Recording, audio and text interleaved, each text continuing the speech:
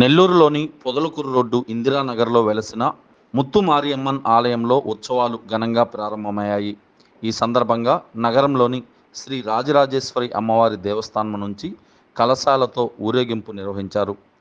భక్తులు భక్తి శ్రద్ధలతో కలశాలను శిరస్సున ధరించి ఆలయం వరకు ఊరేగింపుగా తీసుకెళ్లారు.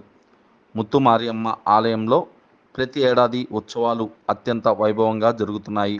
ఈ ఏడాది కూడా విశేషంగా ఉత్సవాలను నిర్వహించేందుకు ఏర్పాట్లు చేశారు ఇక్కడి ధర్మకర్తల మండలి సభ్యులు.